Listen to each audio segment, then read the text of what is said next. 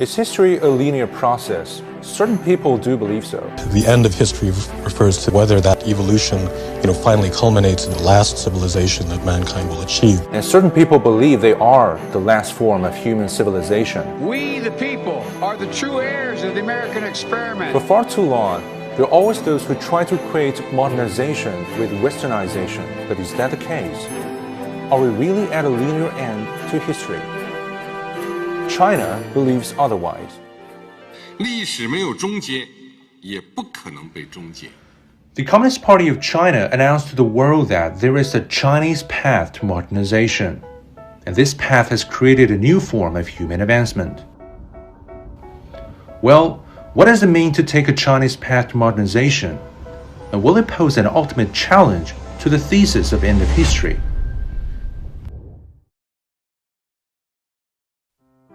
To put in perspective, I asked Lawrence Bram to join the discussion. He's an American China watcher who has spent over 30 years in China, and he's an active individual participant amid the country's decades of reform and opening up. Hey Lawrence, how's it going? Hi, how are you doing? Pleasure to see you today. Lawrence will help me further expand on the idea of Chinese modernization and its profound implications. Okay, so I see that the Communist Party of China has now formally promulgated the idea Chinese path to modernization. What profound meaning do you think this move contains?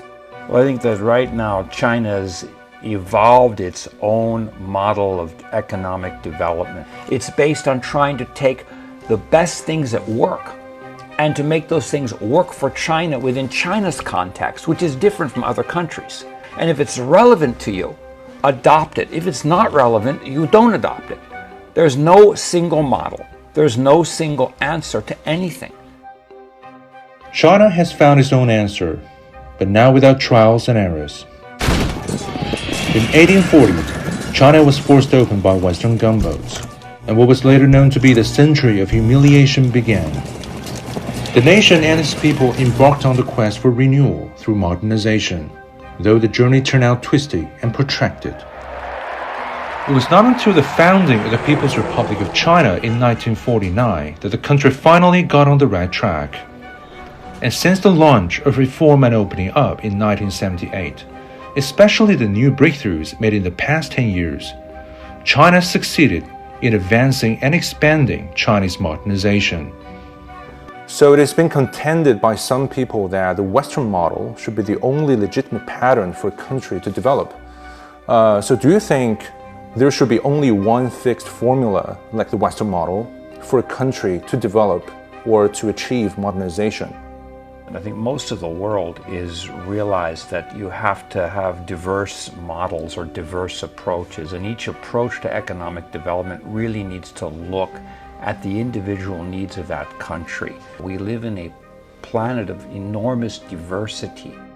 In today's world, however, the tolerance for that kind of diversity is dwindling. No country presents a broader, more severe threat to our ideas, our innovation, our economic security than China. A country that doesn't share Western values often invites sanctions, isolation, and sometimes invasion.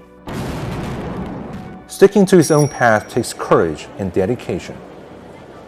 China is working to achieve modernization for its 1.4 billion people, a number larger than the combined population of all developed countries in the world today. This is a task of unparalleled difficulty. But China has managed the unimaginable. Over the past decade, China's gross national income per capita doubled. China now accounts for nearly 1/5 of the global economy, and China becomes the biggest trading partner of over 120 countries and regions. The road to these achievements now has the definition, Chinese path to modernization. So China is the only country recognized by the United Nations as having a complete industrial system.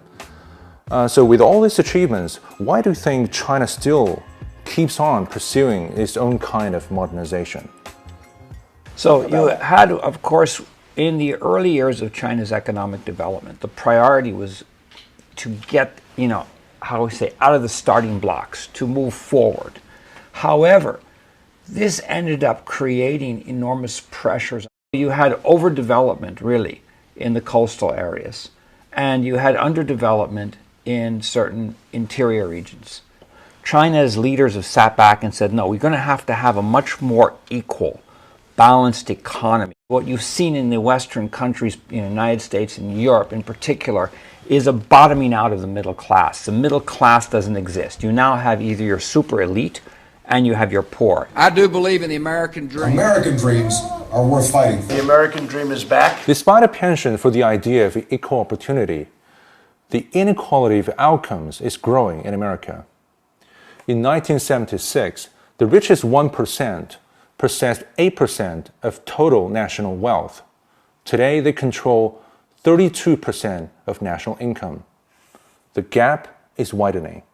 Imbalance and inequality is not exclusive to one country, but the approaches to address the problem vary.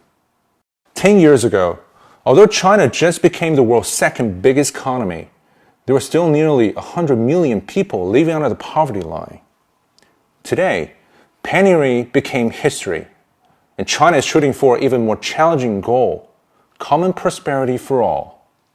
This concept is also enshrined as one of the 5 key features of Chinese modernization. China is also targeting at a balance between material abundance and cultural ethical enrichment, and the harmony between humanity and nature. What do you think Chinese modernization or Chinese path to modernization means to a wider audience in the rest of the world? Well, I think that much of the developing world has observed China's experience over these decades and has observed very carefully how China has either adapted policies from other countries or not, and has evolved its own policies. Many of the developing countries in Africa, Middle East, Southeast Asia, Central and South America, particularly Central and South America, have been hit hardest with a lot of the American models of development, which have not really worked. They've looked at the China model or the China approach to development. Modernization in many Western countries used to be powered by war, colonization, and plunder. Today, this bloodstained path can no longer be copied by developing nations. They are facing a steeper hill to climb. To catch up with the developed world, many countries of the global south need to achieve 2 modernizations all at once. That is, to promote an industrialized economy and to build an intellectual society. To make such a leapfrog entails thinking outside the box. What China has proven is that you don't have to follow the Western model, that the success of China's modernization, industrial growth, social economic prosperity has been a feature of it taking its own path. But we can learn from our Chinese friends with the measures that they are putting in place concretely to address the development of their people. This unique experience of China is a role model for the rest of the world to emulate. History has not ended, nor is it a linear process. History is written in a world of diversity, where advancement can be achieved through various paths, and China's path to modernization is one of them.